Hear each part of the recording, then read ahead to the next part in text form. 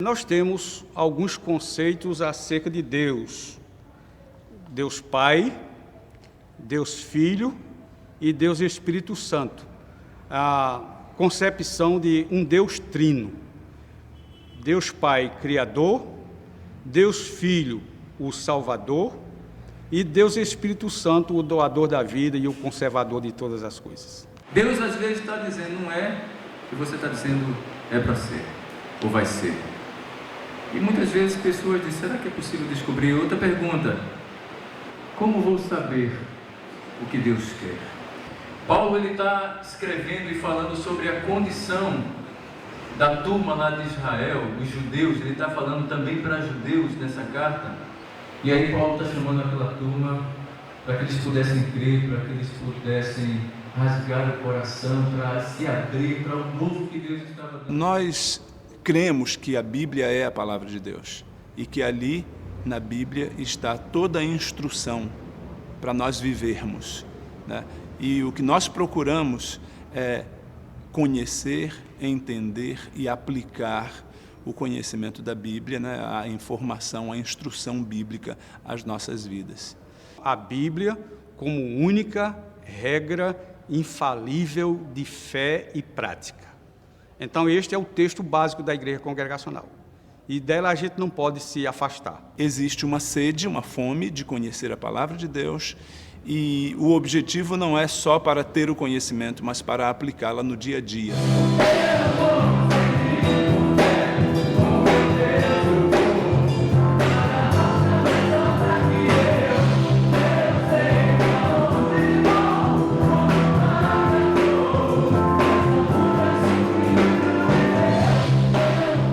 A Igreja Congregacional, para entendê-la melhor, é necessário até mergulharmos um pouco na história universal.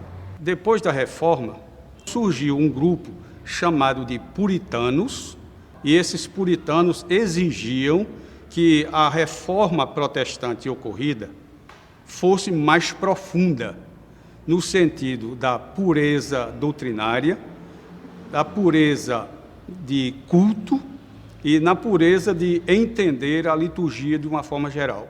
Com a perseguição que ocorreu através das autoridades inglesas, esse pessoal correu um pouco para a Holanda e se espalhou pelos Países Baixos todos.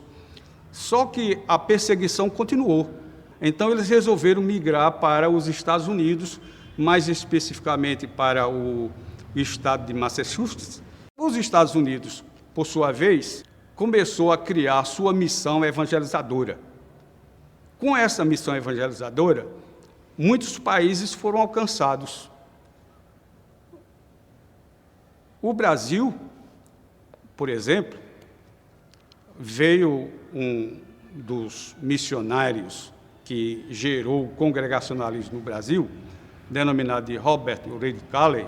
Ele veio para o Brasil e chegou aqui no Porto do Recife em 1855, no início do mês de maio.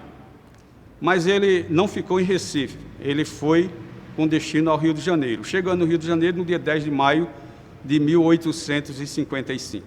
No dia 11 de julho de 1858, aí ele teve o grande prazer de organizar a primeira igreja evangélica do Brasil. E o trabalho avançou e ele teve uma visão para o Nordeste. E designou um dos seus auxiliares, diácono Manuel José da Silva Viana.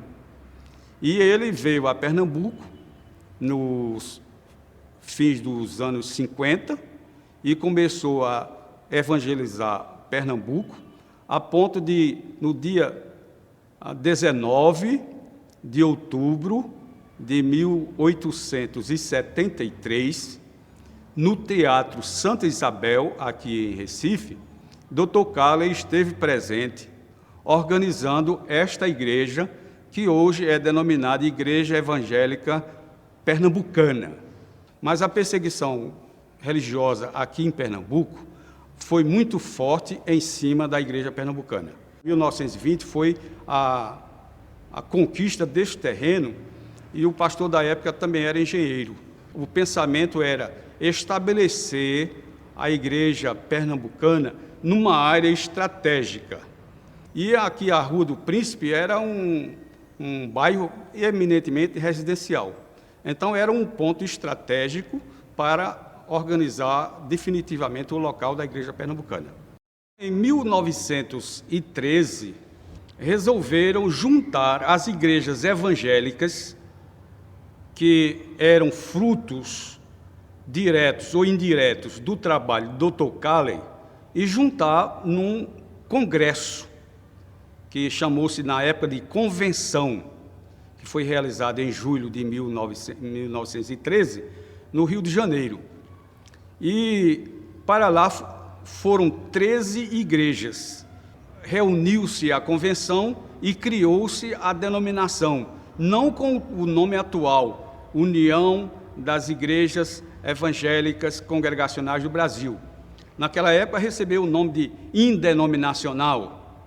Depois acrescentou-se do Brasil e Portugal, porque em Portugal também tem igrejas congregacionais. Mas com o passar dos anos, aí firmou-se o nome União das Igrejas Evangélicas Congregacionais do Brasil.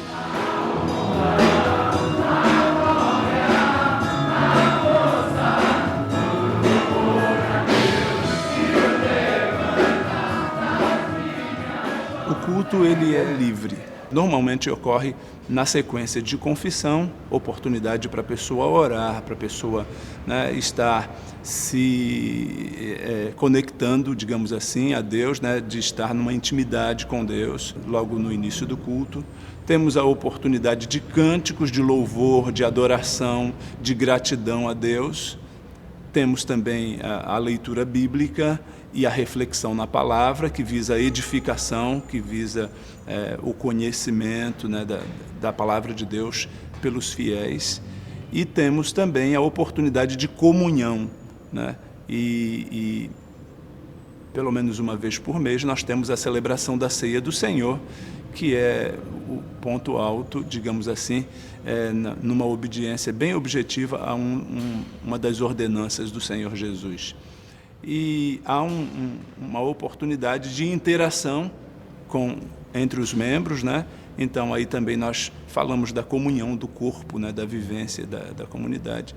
E há a oportunidade também para a tomada de posição, né? De consagração de vida, né? Então é um momento de convite para tomadas de posição.